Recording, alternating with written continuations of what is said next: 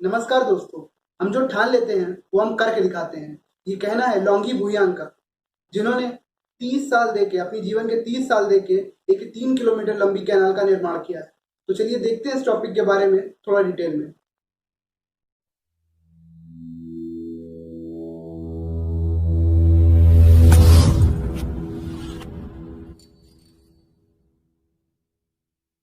तो आप सभी जानते होंगे मांझी द माउंटेन मैन को, जिन्होंने 22 साल में पहाड़ को काट कर रास्ता बना दी थी, और वो भी बिहार के रहने वाले थे। अब उसी तरह ये जो लॉन्गी भुयान है, ये भी बिहार के रहने वाले हैं, और इन्होंने अपने जीवन के 30 साल दे के 3 किलोमीटर लंबी एक नहर यानी कि कैनाल बनाई है। तो दोस्तों कहानी यह है कि बिहार में गया से 80 किलोमीटर दूर एक गांव है जिसका नाम है कोठीलावा, जहाँ पे ये रहते हैं।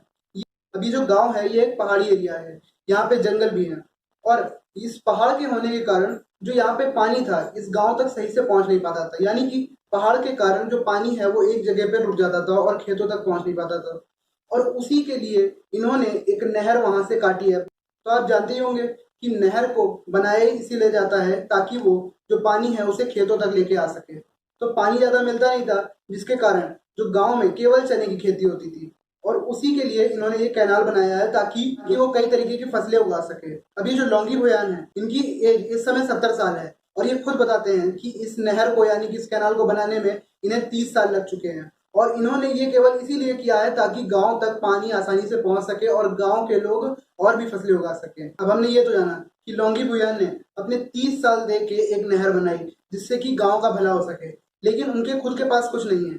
जब 30 साल पहले उन्होंने इसके लिए काम शुरू किया था, तब उनकी पत्नी और गांव वालों ने मिलकर उनसे ये कहा था कि अकेले कोई भी व्यक्ति ये नहीं कर सकता है, और ना ही किसी ने उनकी मदद करी थी। लेकिन अब जब उनकी मेहनत रंग लाई है, तो गया प्रशासन ने सोचा है कि उन्हें सम्मानित किया जाएगा। लेकिन लॉन्गी भुयान कह रहे हैं कि उन्हें सम्मान की जरूरत नहीं है।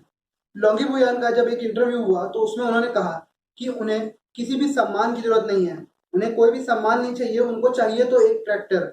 उनके पास कोई खुद की जमीन नहीं है, वो दूसरों के खेतों में काम करते हैं, यानी कि वो बहुत ही ज्यादा गरीब है। उन्होंने बताया कि उनके पास एक मिट्टी का घर है जो कि अब टूट रहा है, तो प्रशासन उनका ये घर बना दे, और एक शौचालय की मांग करी है उन्होंने। आप सोच सकते हैं कि उनके यहाँ कितनी गरीबी है कि उन्होंने एक शौचालय की मांग करी है। बताइए, इतनी गरीबी है कि उन्होंने केवल घर और शौचालय मांगा है। और अगर सम्मान करना ही है तो उन्होंने कहा है कि मुझे कोई मेडल ना देके एक ट्रैक्टर दे दें ताकि मैं अपना घर चला सकूं। तो इन्होंने ये डिसाइड किया कि अब किसी भी हाल में ये नहर बना के रहेंगे, ना कि अपने गांव को छोड़ के शहर की ओर जाएंगे। आप सोच सकते हैं दोस्तों कि जब इनके पास एक मौका था कि एक आसान रास्ता लेके एक अच्छी जिंदगी की ओर जा सकते थे शहर में जाके काम करके, लेकिन इन्होंने रास्ता वो चुना जिससे कि और कई लोगों की यानी कि इनके गांव को मदद हो सके और आसपास के जो और गांव हैं उन्हें भी मदद हो सके। तो ये एक सच में रियल लाइफ हीरो हैं। अब ये सोचिए कि हम लोगों के ऊपर अगर जरा सी भी प्रॉब्लम आती है तो हम लोग परेशान हो जाते हैं, हम लोग थोड़ा सा भी धैर्य नहीं रख सकते और फ्रस्ट्रेट हो जाते हैं। इन्होंने अपने जीवन के 30 साल दे दिए, काफी महत्वपूर्ण होते हैं ये 30 साल। उन्होंने अपने जीवन के 30 साल दे के एक नहर बनाई 3 किलोमीटर लंबी और 5 फीट चौड़ी, और इसके कारण आज उनके गांव तक पानी पहुंच रहा है। और जैसा मैंने आपको बताया था कि ये जो इनका गांव है ये 80 किलोमीटर दूर है गया से, और इस गांव के आसपास जो सबसे खतरनाक चीज है वो है माओवादी। इस गांव के आसपास रहते हैं माओवादी, तो ये एक माओइस्ट एरिया है, और उसके बावजूद उन्होंने इस खतरे को नजरअंदाज करते हुए इस काम पे लगे रहे, और आखिरकार उन्होंने 30 साल दे के इस काम को पूरा किया है।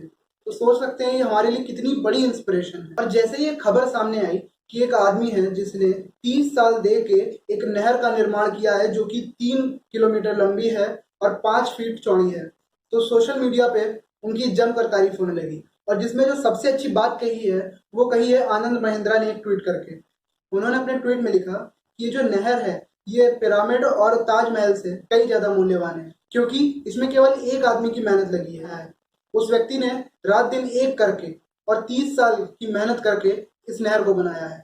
तो ये कहीं ज्यादा मूल्यवान है उन बाकी सभी चीजों से जिसमें कई सारे लोग लगे हुए थे। सबसे अहम बात यह है कि बारिश के समय में जो पानी जंगलों में रुक जाता था और गांव तक नहीं आ पाता था, इस नहर के कारण अब वो पानी गांव में खेतों तक आ सकेगा, और जो वहां के लोग हैं वो चने की खेती के अलावा और भी कई फसलें उगा सकेंगे। इससे उस गांव का विकास होगा। और लॉन्गी भुयान ने अपने इंटरव्यू में खुद कहा है कि पहले हमारे यहाँ केवल चने की खेती होती थी और अब हम धान भी उगा सकेंगे।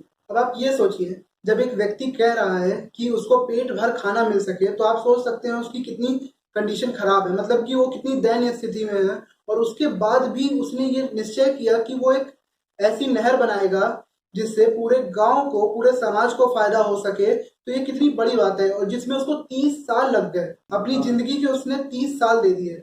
आप सोच सकते हैं 30 साल मायने रखते हैं किसी के भी जीवन में।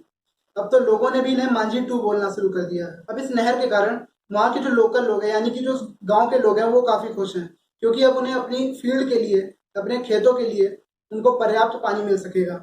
जब उनसे पूछा गया तो वहाँ के जो एक लोकल हैं, पट्टी मांझी, उन्होंने कहा कि उन्होंने बताया कि ये जो लौंगी भुयान है, ये 30 साल से लगे हुए हैं इस काम को करने के लिए, और किसी ने भी इनकी सहायता नहीं करी है।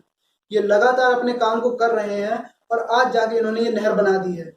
और इन्होंने ये केवल अपने लिए नहीं किया है, इन्होंने ये पूरे गांव के लिए किया है। और आज इनकी वजह से पूरा गांव बहुत ही ज्यादा खुश है, क्योंकि अब जो गांव में पानी की दिक्कत है वो दूर हो जाएगी। अब वहाँ के लोग भी काफी ज्यादा खुश हैं, और जो गया प्रशासन है वो भी कह रहा है कि ये लौंगी भुयान को सम्मानित करेंगे। लेकिन मेरा भी यही कहना है कि उन्होंने जो मांग करी है, यानी कि एक घर और एक शौचालय और एक ट्रैक्टर की, तो उनको वो दे देनी चाहिए। सरकार से मेरी भी यही गुहार है कि उनको ये दे दें, ताकि वो उनका जो आगे का जीवन है वो आसानी से बिता सके और उनको कोई दिक्कत ना हो। तो ये था इस टॉपिक के बारे में। अब आप अपनी राय हमें कमेंट करके बताएं, और बताएं कि आप इनकी स्टोरी से कितना इंस्पायर हुए, क्योंकि पर्सनली मैं खुद इनसे बहुत ज़्यादा इंस्पायर हूँ। और ये जो आज का वीडियो था, ये मैंने इंस्टाग्राम पे एक पोल किया था, जिसमें लोगों ने मुझे ये सजेस्ट किया था कि मैं डोंगी Bhuyan, the canal man of Bihar के बारे में अपना एक वीडियो बनाऊं। और आप भी मुझे इंस्टाग्राम पे फॉलो कर सकते हैं, लिंक मैंने डिस्क्रिप्शन में दे दी है। आप भी मुझे सजेस्ट कीजिए कि मेरे जो आने वाले वीडियो हैं वो किस टॉपिक पे हों और कैसे होने चाहिए। तो लाइक करें, शेयर करें, सब्सक्राइब करें हमारे चैनल को, और बेल आइकन दबाना ना भूलें। धन्यवाद।